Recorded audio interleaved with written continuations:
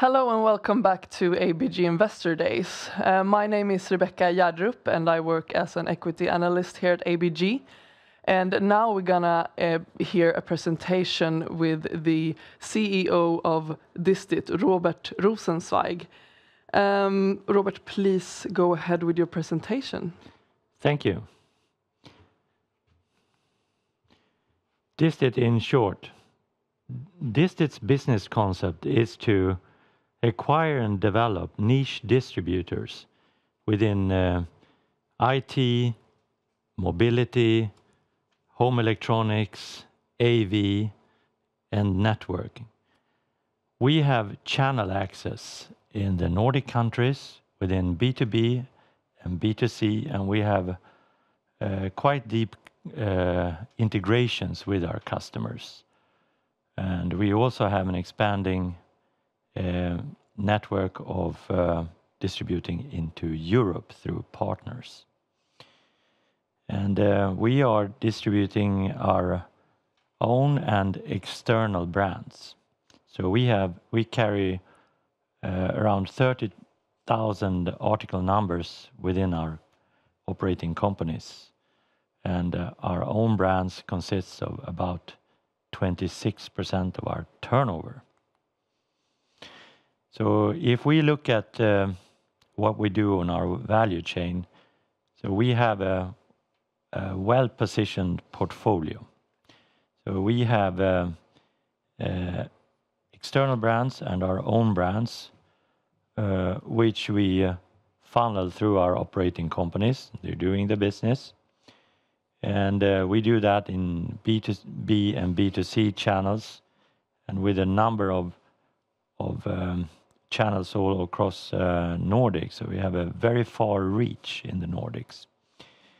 And then to the right, you have all the well-known customers, which most of them we have worked with for many years and have quite deep knowledge and relationships with them and integrations. Well, we all read papers these days, don't we? So if we take a look at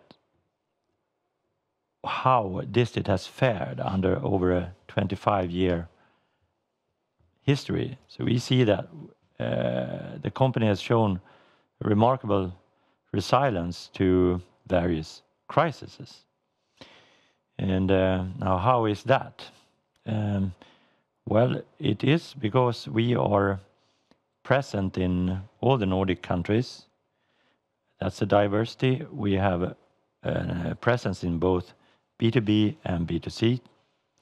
And moreover, we have offerings of a wide range in various fields. So we've been able to adapt. So in times of crisis, typically our like discount channels expand and premium channels decrease, and value offerings increase, premium offerings decrease. So these are various cycles. So the perfect storm is that everything goes bad everywhere at the same time. That is a statistical anomaly, and that is what this graph shows actually. So if we look at what DistIT is, we see that what do we have? We have scalable growth dynamics in our business. And this is the core of what we are doing and have been doing and will be doing. And you can see these 4 items as being the keystones in our strategy as well.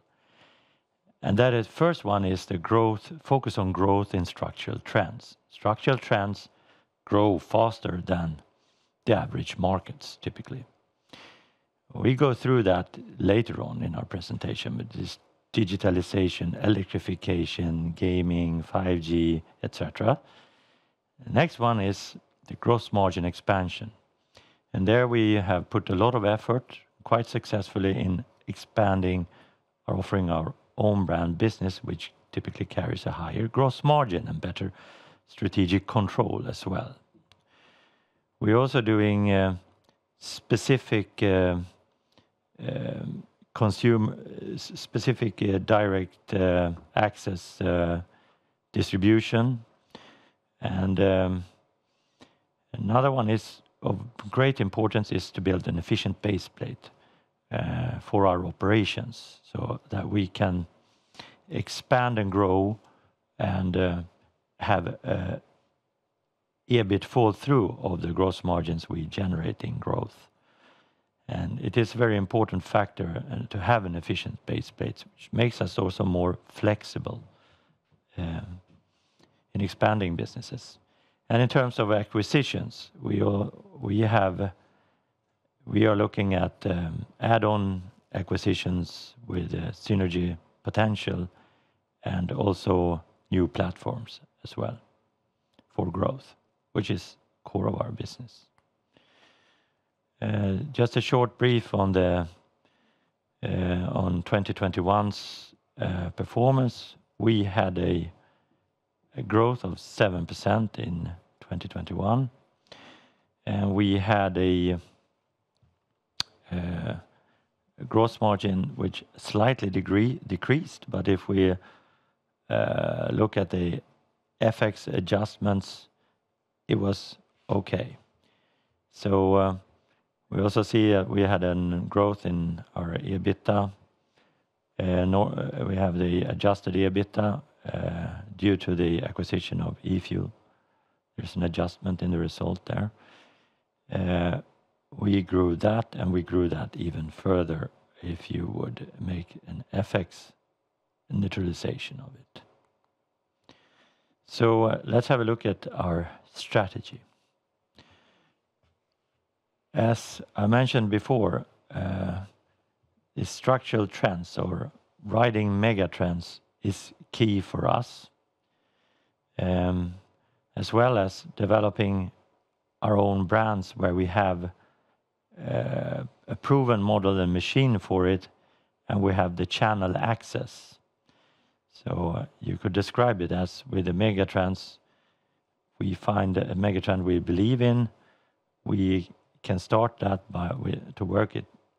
to enter it with external brands and get to know it and find the pockets and the niches where we want to be, and where we come with our offers of own brands eventually. We have web shop and service developments as well, both in several of our operating companies. We also have a strategic ESG focus, which brings us cost, and also it's important for us to develop our key customer relationships. On the agenda is also geographical expansion. We have European concepts in our own brands.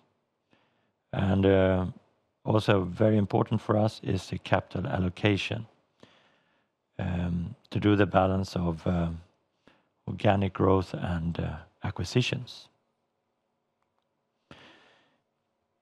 Here is a slide which shows our key strategic activities.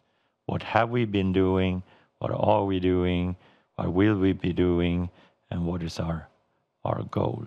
So, well, I realize that this is a little bit not so PowerPoint friendly slide, but we have been working with our operating companies to set their strategies, and we are systematically building the agenda thereof. Let's take Aurora and Del Taco as an example and just walk through what have we been doing with it. We started out 2019 with a restructuring of management and the need to have nice to haves. And in 2020 we did management upgrades and started a put focus on the transformation of own brands. And last year we started the efforts of the export business and accelerating the own brands. And this year we are concluding the merger with the process and IT and everything, and warehousing and all these common functions and nitty-gritties, which is rather complicated, and that we do this year. And we also expand our export networks.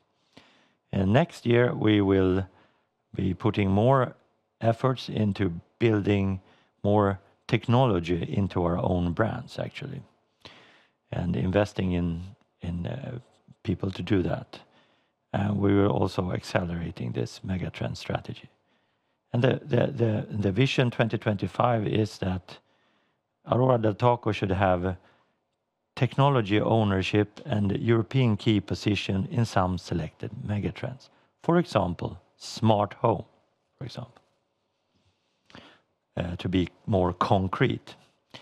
And then we have similar flows for all our operating companies. So we work both from a strategic and together with operating companies to find the right things. And with e-fuel, for example, we are building own brand accessories into e-fuel, and we also have other possibilities we're also exploring with e-fuel, which is of great strategic interest for us. A few words on our geographical expansion or our export business is that we started our efforts to put systematic efforts into this in 2021, last year meaning. And we grew last year at 62%. We did around 50 million SEK.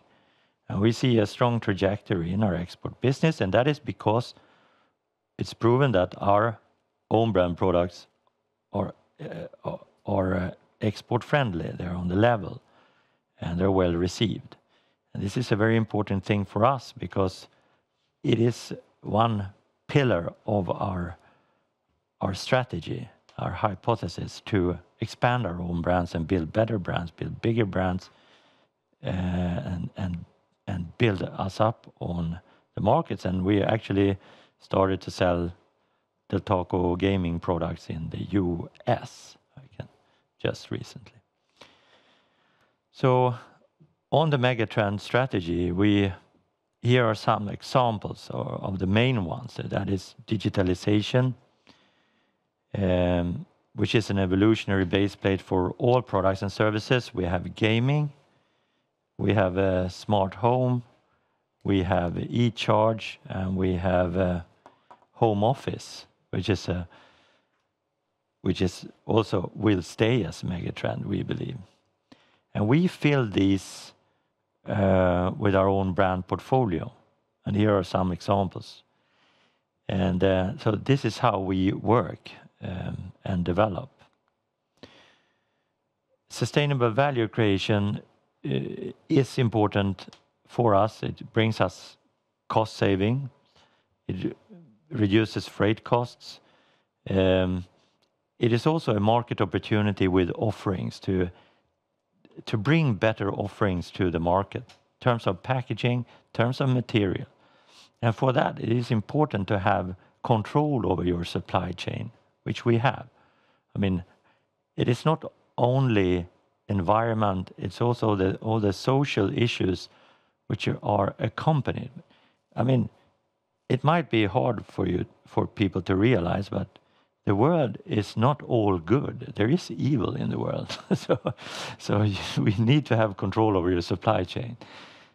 It's more important than you would think. And there are large risks not having that. We can also attract more and larger customers. We drive this together with our customers. We are in dialogue with all our large customers and asking them, what would you like to have? What are your challenges?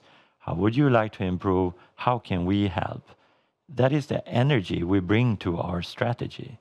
And that is a good way of approaching this. So we want to make the world a better place together with our customers. And not just for ourselves, for everybody. So a few words on our M&A strategy. key opportunity for us is to increase our exposure in megatrends, which we find interesting, either through a niche distributor within the megatrend or a product company. It's also possible.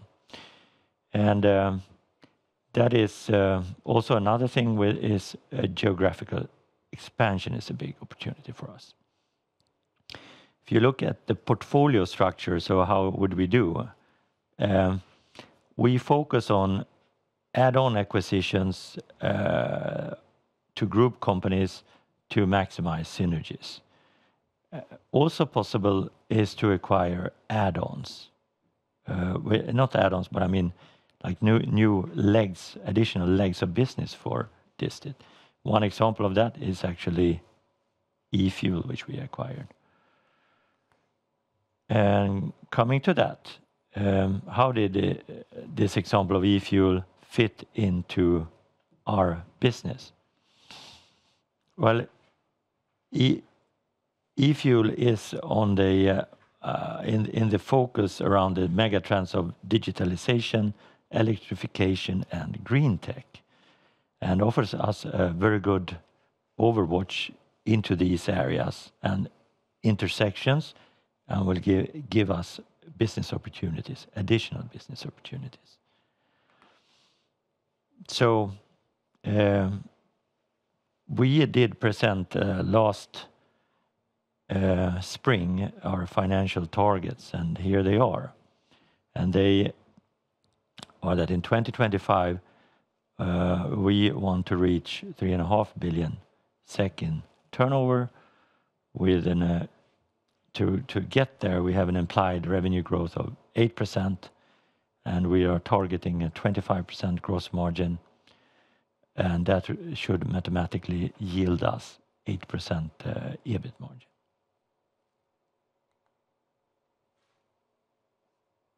Thanks. All right. Thank you very much, Robert, for the presentation.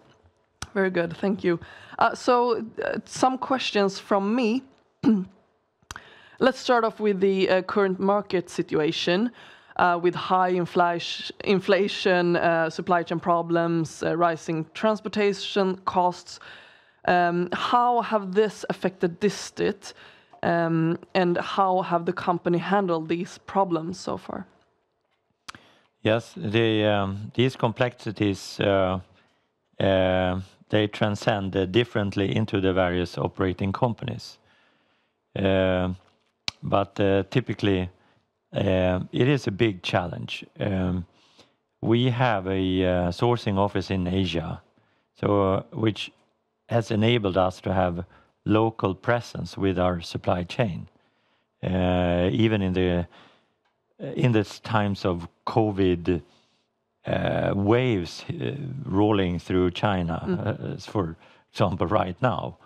So that has alleviated some, but lead times are long, and some of our A brands are struggling more than others. So it affects us, yes. It also is a challenge to press back price increases, and it is also a challenge to the time lag for price increases from our side to our end customers. It has gone reasonably well for us to increase prices to our customers, but there is a time lag in it. But in some instances, these price increases in some segments are quite juicy. So you can't stop asking yourself from a philosophical standpoint is, what is the limit? We're sort of in uncharted territories. Does this external factors affect your own brands more than external brands? You could put this in the way that for our own brands, we have this supply chain responsibility. So there we plan, and we know the full picture, and we can plan the lead times and plan our forecasts. and plan our transportations, so we have better control in a way. And we have A brands who are very skilled and where we don't need to think. But those who are struggling and don't have that control causes us some frustration. And do you expect to increase your own brands even more compared to external brands in a percentage of revenue going forward? And how do you think that dynamic will be going forward? Yes, is the simple answer. Yeah. Yeah, and it is also so that we have our own brands. It's not like Armani or Gucci. Our own brands are more like H&M. So we have quite a number of offerings which are very suitable for times like this. So we expect a continued expansion of our own brands. Yeah, yeah. And also about the common platform that you will build for Aurora del Taco. You touch upon it, but can you tell us why you choose to do this now, and why is it important for going forward? Yes, I can. We did a large restructuring of cost in 2019 of Aurora del Taco, and that was on more that was on the level of management in terms of nice to have sorting outs. What we're doing now goes far deeper. We are now into the engine room and into the behind the electrical panels and working. And you should know how to reconnect things and build up the system from the ground up with process IT, etc. So therefore, you have to have that in place before you do such restructurings, because otherwise you would risk ruining the machine. Okay, I think our time is up, Robert. Thank you very much for the presentation and for the Q&A session. And thanks everyone for listening in. Thank you.